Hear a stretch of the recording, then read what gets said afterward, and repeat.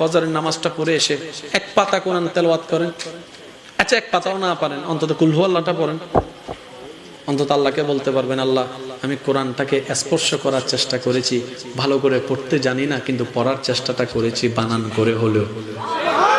আর মনে রাখবেন, যেই ছাত্র চেষ্টা করে টিচার কখনো তাকে আঘাত করে না, বরং তার উপর আরো খুশি হয় যে আমার ছাত্র না পারলেও অন্তত কি করেছে, চেষ্টা করেছে। আল্লাহ পাক আমাদের সবাইকে চেষ্টাকারী বান্দা বানার তৌফিক দান করুন। আমার কথায় কি কেউ কোনো কষ্ট পাচ্ছেন? তাহলে এবার একটু খেয়াল করেন, জান্নাতে যেতে গেলে সওয়াবের দরকার, জাহান্নামে গুনার দরকার। আমার জীবনে গুনাহ বেশি, আপনারাও স্বীকার করেছেন আপনাদের জীবনে সওয়াবের তুলনায় কি বেশি, গুনাহ বেশি। তাহলে আমাদের টার্গেট তো পূরণ হচ্ছে না কেন? আমাদের জান্নাতে যাওয়ার মতো সওয়াব আমার কাছে নাই। আপনারটা আপনি বলেন, আপনাদের কাছে আছে? নাই। কারণ আমরা একটা ভালো কাজ করলে 10টা খারাপ কাজ করি, এক ওয়াক্ত নামাজ পড়লে 10 বার মানুষের নামে বদনাম করি, একবার মানুষকে সাহায্য করলে পুরো এলাকায় সেটা বলে বলে বেড়াই, তাকে কোটা দেওয়ার চেষ্টা করি। কোনোভাবে একটা বার গর্ত থেকে তুললে এই গর্ত থেকে তোলাটা আজীবন তাকে আমরা কথা শুনাইতেই থাকি, কোনো না কোনোভাবে আকারে ইঙ্গিতে, এমনকি চোখে হলো মানুষকে একটু ডিমোটিভেট করার চেষ্টা করি, অপমান করার চেষ্টা করি। শেষ কথাটা যেটা বলার জন্য আমি আজকে এতটুকু পর্যন্ত আসছি, ওই রবকে খুশি করার হাজারটা মাধ্যমের একটা অন্যতম মাধ্যমের নাম হচ্ছে ধৈর্য। এই পয়েন্টটা বুঝতে পারলেই, মনে বসাইতে পারলেই আমাদের জীবন সুন্দর হয়ে যাবে বলে আমি বিশ্বাস করি। আল্লাহ আমাদের সবাইকে একটু বুঝার তৌফিক দান করে। এই জিনিসটার নাম কি? ধৈর্য। সবাই বলুন, এই জিনিসটার নাম কি? এবার বলেন, সংসারের ভিতর ধৈর্যের দরকার, পারিবারিক সম্পর্কের ভিতর ধৈর্যের দরকার। একটা ব্যবসা আপনি দিয়েছেন, এই ব্যবসাটা নতুন করে উঠার জন্য, লাভ আসার জন্য ধৈর্যের দরকার। একটা দোকান নিয়ে বসেছেন, জিনিসগুলো বিক্রি হওয়ার জন্য একটা সময়ের ধৈর্যের দরকার। আপনি চাকরি করছেন, এই চাকরির মধ্যে প্রমোশন আসার জন্য ধৈর্যের দরকার। আপনার পরীক্ষায় পাশ করার জন্য ধৈর্যের দরকার। স্বামী স্ত্রীর বন্ধন সুন্দর থাকার জন্য ধৈর্যের দরকার। কোথাও গাড়ি নিয়ে যাওয়ার সময় আপনার সেই গাড়িটা যদি 100 স্পিডে চলে, অ্যাক্সিডেন্টের সম্ভাবনা আছে, যদি ধৈর্য নিয়ে চালান, আপনার 60-এ চালাতে হবে, এই 60-এ চালানোর জন্য ধৈর্যের দরকার। তাহলে ধৈর্য ছাড়া কিচ্ছু হয় না। ধৈর্য ছাড়া নামাজও হয় না, ধৈর্য ছাড়া রোজাও হয় না, ধৈর্য ছাড়া হজও হয় না, ধৈর্য ছাড়া যাকাতও হয় না, ধৈর্য ছাড়া জান্নাতও পাওয়া যায় না। এই ধৈর্যটা যদি আপন করে নিতে পারেন, দুনিয়াতেও বাদশাহী করতে পারবেন, পরকালও আল্লাহ চাইলে বাদশাহী করতে পারবেন। সুবহানাল্লাহ। এবার আমি আপনাদের সামনে একটা আয়াত প্রেজেন্ট করার চেষ্টা করব। ওয়ামা তৌফিকে ইল্লা বিল্লাহ। পৃথিবীতে এমন কোন সফলতা নেই যে সফলতাটা ধৈর্যের দরজার ভিতর দিয়ে যেতে হয় না। প্রত্যেকটা সফলতা অর্জনের পিছনে ধৈর্যের ভিতর দিয়ে যেতে হবে।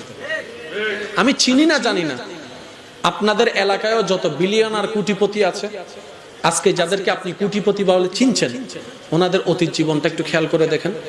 হয়তো অনেক সময় ভাতে ভাত পাই নাই,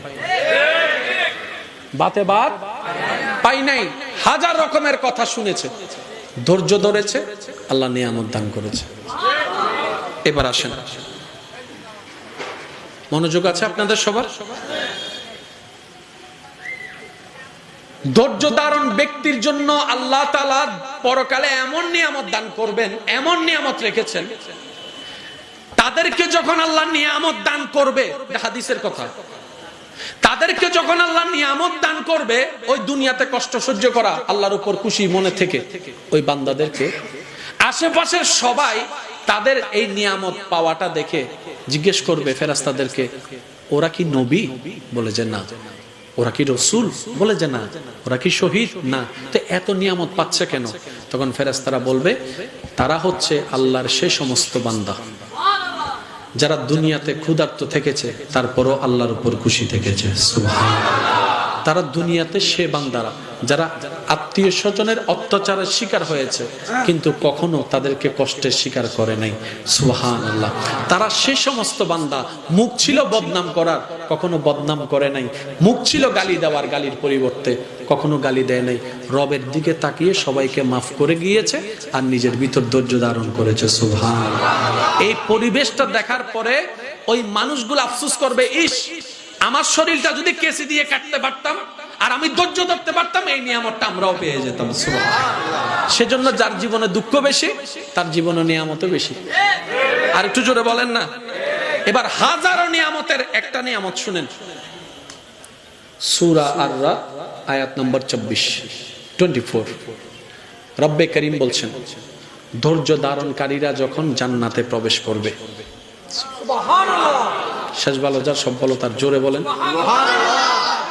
দুনিয়াতে কষ্ট পেয়ে ধৈর্য ধারণকারীরা যখন জান্নাতে প্রবেশ করবে মুহূর্তটা কেমন হবে রব বলছেন সুবহানাল্লাহ। সালামুন আলাইকুম বিমা সাবারতুম। হায় হায় হায়, সবাই যারা জান্নাতে যাওয়ার সবাই ঢুকবে, কিন্তু এই জান্নাতে ঢুকার মধ্যে যারা ধৈর্য ধারণকারী তারা যখন ঢুকবে আল্লাহ বলছেন তাদেরকে এমনি তেমনি ঢুকানো হবে না, ভিআইপি ভাবে ঢুকাবো আমি আল্লাহ। আল্লাহ কিভাবে বলে যে নূরের ফেরেশতা দাঁড়াই থাকবে, ধৈর্য ধারণ ব্যক্তিকে সালাম দিবে, সালাম দিবে, সালাম দিবে। আর একটু জোরে বলেন না সুবহানাল্লাহ। সূরা আর-রাদ আয়াত নম্বর 24, সালামুন আলাইকুম বিমা সাবারতুম। ফেরেশতারা বলবে তোমরা যে দুনিয়াতে হাজার অপমান, হাজার অপবাদ, অর্থনৈতিক কষ্ট, পারিবারিক কষ্ট, সামাজিক কষ্ট, শারীরিক কষ্ট, অসুখের কষ্ট, বউয়ের কষ্ট, চাচার কষ্ট, জেঠার কষ্ট, বিভিন্ন কষ্ট সহ্য করো, আল্লাহর উপর এতরাজ করো নাই, কখনো আপত্তি জানাও নাই, সব সময় বলেছো হাসি মুখে আলহামদুলিল্লাহ, আল্লাহ আমাকে যেভাবে রেখে খুশি আমি সেভাবে থেকে খুশি, আল্লাহর উপর সবসময় খুশি ছিল। আজকে আল্লাহ খুশি হয়ে আমাদের মতো ফেরেশতাদেরকে দিয়ে তোমাদেরকে ওয়েলকাম জানাচ্ছে, সালামুন আলাইকুম, তোমাদের উপর সালাম, তোমাদের উপর সালাম, তোমাদের উপর সালাম। ফেরেশতারাই তাদেরকে স্বাগতম জানাবে। সুবহানাল্লাহ।